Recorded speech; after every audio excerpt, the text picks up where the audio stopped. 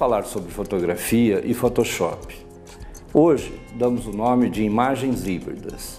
Seria interessante a gente lembrar que fotografia é a forma como eu faço a captura de uma realidade minha. Não uma documentação, mas uma realidade onde eu olho e mostro a minha realidade. Utilizamos hoje, obviamente, só o material digital. Fazemos fotografias com uma linguagem binária, onde eu consigo passar da máquina ao computador, informações numéricas, onde eu posso aumentar ou diminuir essas informações.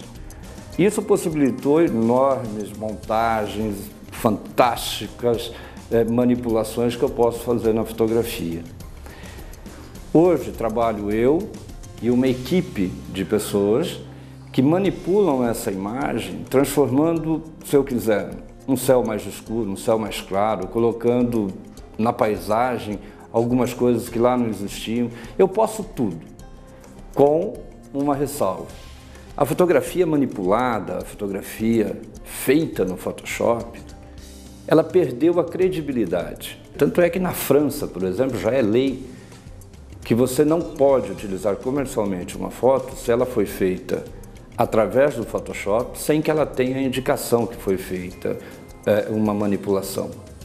Então, hoje em dia, o nosso trabalho, principalmente o nosso trabalho aqui no Grupo Luz, é utilizar a fotografia e o Photoshop, o recurso da montagem, mas com muito cuidado, sem realmente transformar ou modificar aquilo, por exemplo, que o nosso cliente precisa.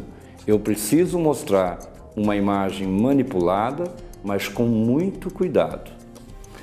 A equipe, ela tem a responsabilidade de fazer o processo de montagem. Quando a gente fala em montagem, a gente está dizendo que a imagem ela é fotografada, mas também eu posso envolver ilustrações, eu posso envolver 3D, eu posso envolver imagens de banco de imagem. Ou seja, a imagem híbrida nada mais é do que o resultado final da imagem ser a composição de múltiplas alternativas. Então nós temos o 3D envolvido, a ilustração envolvida, a fotografia envolvida. Bom, isso é imagem híbrida. Esperamos poder ter ajudado a apresentar e a compreender um pouco como funciona pelos bastidores de um estúdio publicitário. Obrigado.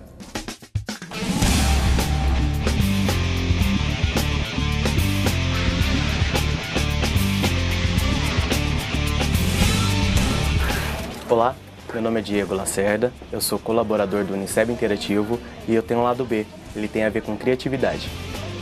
E aí, pensaram qual é o meu lado B? Meu lado B é o desenho.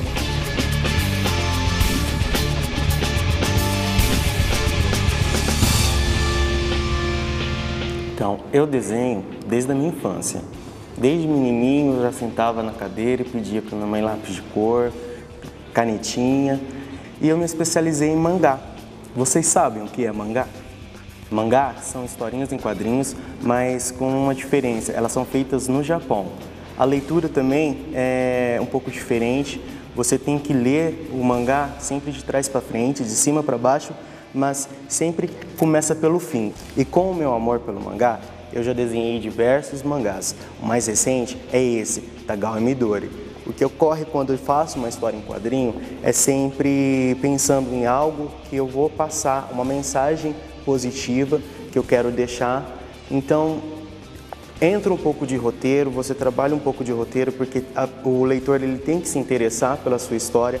O mangá ele não trata apenas de você ter um traço com identifica-se o mangá com o bonequinho do olho grande, mas o mangá, a diferença dele com os HQs americanos é que eles tratam o herói como aquela pessoa que chora, como aquela pessoa que sorri, que está sempre perde, é uma pessoa que não é ninguém, mas sempre vai, cada capítulo, a cada volume, ele vai se superando, ele vai mostrando o potencial dele. Então tem uma sequência, sempre uma história em mangá, ela tem um final e às vezes acaba ali e não tem uma continuação. Então o mangá ele conta uma história única daquele personagem, é muito interessante. Esse foi o meu lado B, espero que vocês tenham gostado.